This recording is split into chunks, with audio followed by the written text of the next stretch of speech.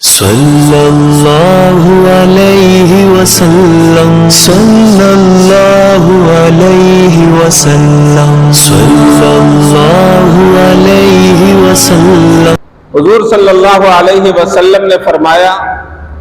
کہ ان کی جگہ اللہ نے تمہیں 2 عیدیں دے دی ہیں، ان کاموں کو چھوڑ دو، ان 2 ایام کو تم اللہ کے لیے منایا کرو۔ بعض حضرات نے اس زمانے کی عیدوں کے نام بھی بیان کیے ہیں کہ ایک عید نیروز کے نام سے اور ایک مہرجان کے نام سے منائی جاتی تھی۔ اللہ تبارک و تعالی نے ان دونوں عیدوں کے بدلے میں مسلمانوں کو عید الفطر اور عید الاضحیٰ کی صورت میں 2 عید کے دن عطا فرما دیے۔ یہ پورے عالم اسلام کے لیے خوشی اور مسرت کے دن ہیں جنہیں مسلمان ساری دنیا میں عید کے نام سے مناتا ہے۔ ایک عید الفطر ہے اور دوسری عید الاضحیٰ ہے۔ آج عید الاضحیٰ کا دن ہے۔ اضحیٰ اور اضحیہ عربی زبان میں قربانی کو کہا جاتا ہے۔ عید الاضحیٰ کا ہمارے ہاں ترجمہ یہی کیا جاتا ہے بقر عید، یعنی قربانی والی عید۔ یہ نام ہی کسی خاص واقعے کی طرف اشارہ کرتا ہے کہ اس دن ایک خاص عبادت کی جاتی ہے جسے قربانی کی عبادت کہا جاتا ہے۔ تو یہ عید اسی قربانی کے عمل کی وجہ سے قربانی کے نام کے ساتھ موسوم ہو گئی ہے کہ یہ عید ہی وہ ہے جس عید میں لوگ قربانی پیش کرتے ہیں۔ گزشتہ 4-5 ہفتے تقریباً اسی عنوان پہ بات ہوئی ہے کہ یہ قربانی چیز کیا ہے، یہ عمل لوگ کیوں کرتے ہیں۔ یہ در حقیقت حضرت ابراہیم خلیل اللہ علیہ السلام کی ایک سنت ہے، ان کی زندگی کا وہ عظیم واقعہ ہے۔ اگر دیکھا جائے حضرت ابراہیم علیہ السلام کی سیرت طیبہ کو، آپ کی حیات مبارکہ کو، تو وہ ساری کی ساری زندگی ہی ہمیں اللہ کے عشق میں اور اللہ کی محبت میں بھرپور نظر آتی ہے۔ آپ کی زندگی کے جتنے واقعات ہیں اہم ہر واقعے کو اگر دیکھ لیا جائے تو انہوں نے عشق و محبت کا حق ادا کیا ہے۔ اللہ تعالیٰ نے انہیں خلیل اللہ فرمایا کہ یہ اللہ کے دوست ہیں، اور واقعتاً انہوں نے صحیح معنی میں دوستی کا حق ادا کیا۔ انہوں نے اگر اپنی جان کی باری آئی تو اپنی جان پیش کر دی، مال کا حکم آیا تو اپنا مال پیش کر دیا، بیوی بچوں کو جدا کرنے کا حکم آیا تو انہوں نے یہ عمل کر دیا۔ حضرت ابراہیم علیہ السلام اپنی زندگی میں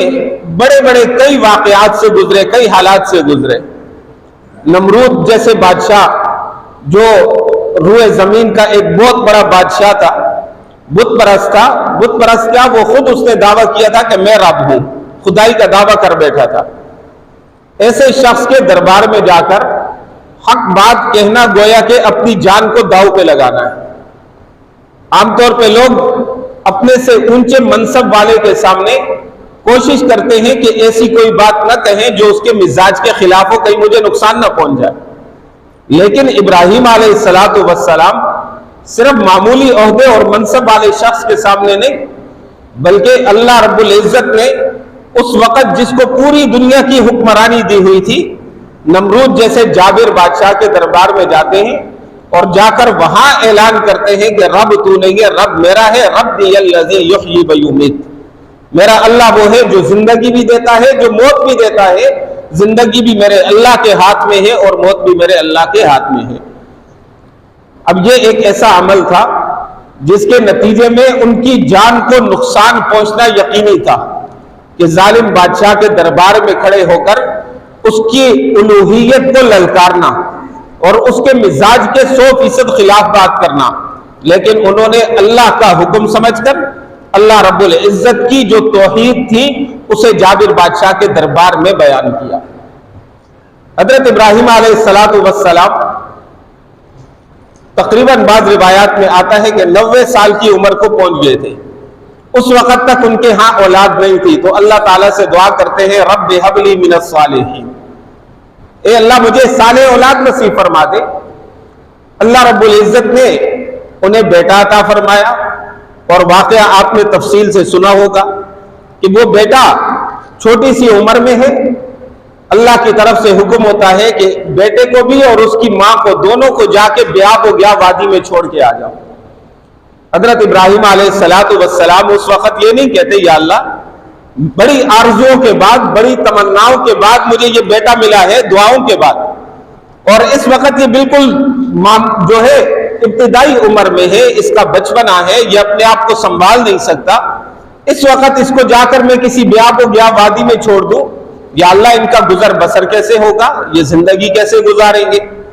لیکن حضرت ابراہیم علیہ السلام کے ذہن میں ایسی کوئی بات نہیں آتی۔ اللہ کا حکم ہے، فرماتے ہیں لبیک یا اللہ، آپ کے اس حکم کی تعمیل کے لیے یہ ابراہیم حاضر ہے۔ اپنی بیوی حضرت ہاجرہ کو، حضرت اسماعیل علیہ السلام کو،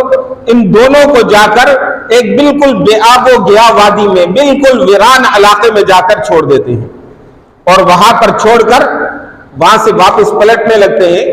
تو احادیث کی کتابوں میں واقعہ موجود ہے، حضرت ابراہیم علیہ السلام جب واپس جانے لگتے ہیں تو بیوی ہاجرہ پیچھے آتی ہے اور آ کر پوچھتی ہیں کہ ہمیں کس کے سہارے چھوڑ کے جا رہے ہیں؟ یہاں پر تو نہ دانا ہے، نہ پانی ہے، نہ کوئی انسان ہے، نہ کوئی آبادی ہے، نہ کوئی گھر ہے، ہمیں کس کے سہارے چھوڑ کر جا رہے ہیں؟ ابراہیم علیہ السلام جواب میں فرماتے اللہ کے حکم پر اللہ کے سہارے چھوڑ کے جا رہا ہوں۔ حضرت ہاجرہ فرماتی ہیں بس پھر وہ اللہ ہمارے لیے کافی ہے۔ حضرت ابراہیم علیہ السلام وہاں سے کچھ آگے چلتے ہیں، جب بیوی اور بچہ آنکھوں سے اوجھل ہو جاتے ہیں تو پھر وہ دعا کرتے ہیں ربنا انی اسکنت من ذریتی بواد غیر ذی زرع عند بیتک المحرم، اے اللہ ربنا انی اسکنت من ذریتی، میں نے اپنی اولاد کو تو چھوڑ دیا ہے انہیں وہاں پر میں نے سکونت دے دی ہے، ایسی وادی میں غیر ذی زرع جہاں پر کوئی کھیتی باڑی نہیں ہے، کچھ بھی نہیں ہے۔ اب وہاں تفصیلی واقعہ ہے، اس وقت اس واقعے کے ذکر کرنے کا وقت نہیں ہے کہ کیسے بچہ پیاس سے تڑپنے لگا اور کیسے ایک ماں کی ممتا جوش میں آ کر کبھی پہاڑی پہ ایک طرف دوڑتی کبھی دوسری طرف جاتی، اور اللہ رب العزت نے پھر بچے کے پاؤں کی ایڑی سے پانی کا چشمہ جاری کیا جسے آب زمزم کہا جاتا ہے۔ اور حضرت ہاجرہ کا وہ دوڑنا، کبھی ایک پہاڑ کی طرف جاتی ہے پانی کی تلاش میں، کبھی دوسرے پہاڑی کی طرف جاتی ہے پانی کی تلاش میں، وہ صفا اور مروہ کے درمیان چکر لگانا میرے رب کو اتنا پسند آیا کہ قیامت تک کے لیے حج عمرے کا حصہ بنا دیا کہ یہاں پر میری ایک بندی اللہ کے حکم کی تعمیل میں جسے شوہر نے یہاں چھوڑ دیا تھا، اس کی تڑپ اور اس کی اس بیچارگی اور پریشانی کے عالم میں دوڑنا اللہ فرماتے مجھے اتنا پسند آیا کہ قیامت تک آنے والے حاجی اور عمرہ کرنے والے دوڑ کر سنت ہاجرہ کو زندہ کریں گے۔ ان سارے مراحل سے گزرنے کے بعد حضرت ابراہیم علیہ السلام کی زندگی کا وہ عظیم واقعہ جسے قربانی کا واقعہ کہا جاتا ہے وہ پیش آتا ہے کہ اللہ کی طرف سے حکم ہوتا ہے کہ یہی شیرخوار بچہ جسے وہاں چھوڑا تھا فلما بلغ معہ السعی، قرآن کہتا ہے کہ جب وہ دوڑنے اور چلنے کے قابل ہو گیا تو پھر اللہ کی طرف سے حکم آتا ہے کہ اسے ذبح کر دو۔ ابراہیم علیہ السلام اس وقت یہ نہیں پوچھتے یا اللہ بیٹے کو ذبح کروں، اپنے ہاتھ سے بیٹے کی گردن پہ چھری چلا دوں۔ دیکھیے انسان کے لیے اپنا مال قربان کرنا آسان ہے، اپنی جائیداد قربان کرنا آسان ہے، اپنی جان قربان کرنا آسان ہے، لیکن اپنی اولاد کو قربان کرنا اس کے لیے بہت بڑے جگر اور گردے کا کام ہے، بہت بڑے دل کا کام ہے۔ انسان صرف تصور کر لے کہ بچہ ہو اور اس کی گردن پہ چھری پھیر دی جائے، انسان کے رونگٹے کھڑے ہو جاتے ہیں، کیونکہ یہ اللہ رب العزت نے ایک فطری جذبہ رکھا ہے۔ ابراہیم علیہ السلام نے آتش نمرود پہ اپنی جان پیش کی، نمرود کی آگ میں کود گئے اور اپنی جان کی پرواہ نہیں کی، حکم ہوا ان کو بیابان میں چھوڑ دو تو جا کر چھوڑ دیا۔ پھر سخت ترین آزمائش، اور یہ اتنی سخت آزمائش ہے کہ قرآن کریم میں اللہ رب العزت خود فرماتے ہیں ان ھذا لہو البلاء المبین، یہ بہت واضح اور بڑی آزمائش تھی۔ حکم ہوتا ہے بیٹے کو ذبح کر دیں۔ ابراہیم علیہ السلام اللہ کے حکم پر اپنے بیٹے کی گردن پہ چھری چلا دیتے۔ یہ عشق و محبت کا ایک انتہائی اعلیٰ مقام ہے جس میں اس بات کا اظہار ہے کہ یا اللہ تیرے حکم کے خلاف، تیری منشا کے خلاف تو کوئی کام نہیں ہوگا، اور تیرا حکم تیری منشا جس عمل کے بارے میں ہوگی اس کے بارے میں ہم بغیر سوچنے سمجھنے کے عمل کریں گے، اس میں کوئی تردد نہیں ہوگا۔ ابراہیم علیہ السلام کا وہ اپنے بیٹے کی گردن پہ چھری پھیرنا، پھر اللہ تبارک و تعالیٰ کی طرف سے جنت سے مینڈے کا بھیجنا اور ابراہیم علیہ السلام کا وہ قربانی کرنا، یہ اللہ تعالیٰ کو اتنا پسند آیا کہ رحمت دو عالم صلی اللہ علیہ وسلم فرماتے ہیں کہ عید الاضحیٰ کے دن اللہ کو اعمال میں سب سے محبوب عمل ہی یہ ہے کہ بندہ اللہ کے نام پہ قربانی کرے، سب سے محبوب عمل۔ حدیث کے الفاظ ہیں، اس کا مطلب یہ ہے کہ نوافل سے بھی محبوب، صدقہ خیرات سے بھی محبوب، دیگر اعمال سے بھی محبوب، اللہ کو سب سے پسند عمل یہ ہے کہ آج کے دن جانور اللہ کے نام پہ ذبح کیا جائے، کیونکہ میرے بندے ابراہیم نے اس دن قربانی کی سنت کو زندہ کیا تھا، انہوں نے اس عمل کا آغاز کیا تھا۔ اور اللہ تبارک و تعالی ہر اس شخص کو جو کسی اچھے عمل کی بنیاد رکھتا ہے، بعد میں آنے والے جتنے لوگ وہ عمل کرتے رہتے ہیں، اللہ تبارک و تعالیٰ اس شخص کو بھی اس کا اجر دیتے ہیں، جس نے بنیاد رکھی ہے اس کو بھی اجر دیتے ہیں۔ قیامت تک جتنے لوگ قربانیاں کریں گے، جتنے لوگ اللہ کے نام پہ جانور ذبح کریں گے، انہیں مکمل ثواب ہوگا، اور اتنا ہی ثواب اللہ رب العزت ان لوگ حضرت ابراہیم علیہ السلام کو بھی دیں گے جنہوں نے اس سنت کا آغاز کیا۔ اس لیے علماء فرماتے ہیں کہ انسان کو ہمیشہ نیکی کی بنیاد رکھنی چاہیے، اچھائی کی بنیاد رکھنی چاہیے، کسی گناہ کی بنیاد نہیں رکھنی چاہیے، کسی گناہ کا سبب نہیں بننا چاہیے۔ انسان کسی نیکی کا سبب بنتا ہے، بعد میں آنے والے جتنے لوگ نیکی کا کام کرتے ہیں اللہ اس کو اجر عطا فرماتے ہیں، جس نے آغاز کیا، جس نے بنیاد رکھی۔ کسی نے مسجد بنا دی، ایک اچھا عمل کیا، اب قیامت تک لوگ نماز پڑھتے رہیں گے اور اسے اس کا اجر ملتا رہے گا۔ کسی نے کوئی مسافر خانہ بنا دیا، جب تک وہ قائم ہے لوگ وہاں آ کر قیام کرتے رہیں گے، اس کو اجر ملتا رہے گا۔ کسی نے کسی کو تعلیم دلوا دی، اس کے تعلیم پہ اخراجات کر لیے، جب تک وہ شخص اس تعلیم و تعلم کے سلسلے کو جاری رکھے گا، آگے اس کے شاگرد، آگے اس کے شاگرد، اللہ رب العزت اس شخص کو جو اس کے لیے سبب بنا ہے مکمل اجر عطا فرماتے رہیں گے۔ تو کسی بھی نیک عمل کا سبب بننا، یہ اپنے لیے وہ اکاؤنٹ کھولنا ہوتا ہے جو مرنے کے بعد بھی جاری رہتا ہے۔ انسان جب دنیا سے چلا جاتا ہے تو اس کے جتنے بھی اکاؤنٹ ہیں وہ بند ہو جاتے ہیں، اس کی نیکی اعمال نامہ بند ہو جاتا ہے۔ لیکن نبی اکرم صلی اللہ علیہ وسلم نے فرمایا اذا مات الانسان انقطع عمله الا من ثلاث، انسان مر جاتا ہے تو اس کا عمل اس سے منقطع ہو جاتا ہے،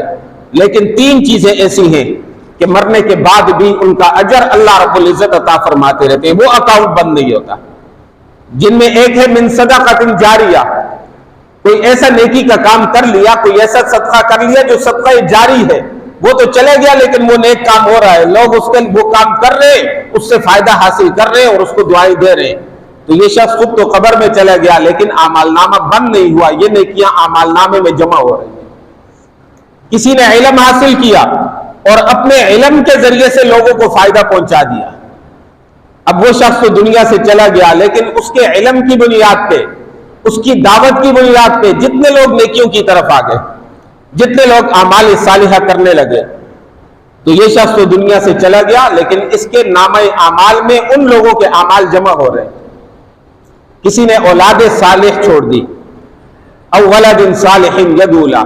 نیک اولاد چھوڑ دی ہے، دنیا سے چلا گیا ہے، وہ نیک اولاد جتنے اچھے عمل کرے گی ماں باپ کی قبر کی ٹھنڈک کا ذریعہ بنے گی، ماں باپ کو اجر و ثواب ملتا رہے گا۔ تو ہمیشہ ایسا کام کرنا چاہیے جس میں کسی برائی کی بنیاد انسان نہ رکھے، ایسا کام کرے جس کے اندر کسی نیکی کی بنیاد ہو۔ اور آخری بات کہ یہ عید کا دن ہے، یہ محبتوں کا دن ہے، نفرتوں کو مٹانے کا دن ہے، آپس کے تعلقات کو درست کرنے کا دن ہے۔ قربانی کا یہ جذبہ، ابراہیم علیہ السلام کا یہ عمل، یہ ہمیں یہ بتا رہا ہے کہ اپنی انانیت کو ذبح کرنا ہے، نفرتوں کو ذبح کرنا ہے، اللہ کے حکم کے سامنے سب کچھ مٹانا ہے۔ ہم عید کے موقع پر عید کی قربانی تو کرتے ہیں جو سال میں ایک مرتبہ واجب ہے. قربانی کتنی دفعہ واجب ہے سال میں؟ ایک مرتبہ. ہم اس واجب پہ تو عمل کرتے ہیں لیکن بہت سارے واجبات ہیں جو پورا سال واجب ہیں، ہمارا ذہن ان کی طرف نہیں جاتا. قربانی کرتے ہوئے یہ عزم کریں کہ یا اللہ تیرا حکم تھا قربانی کرو تو ہم جانور کو کاٹ رہے ہیں، تیرا ہی حکم ہے کسی مسلمان کو اذیت نہ دو، یہ حرام ہے، اس سے بچنا واجب ہے. ہم یہ عزم کریں کہ ہم کسی کو اذیت نہیں پہنچائیں گے، کسی کو تکلیف نہیں پہنچائیں گے، کسی کا حق تلف نہیں کریں گے، ہم حرام کا ارتکاب نہیں کریں گے، ہم رشوت سے اپنے آپ کو بچائیں گے،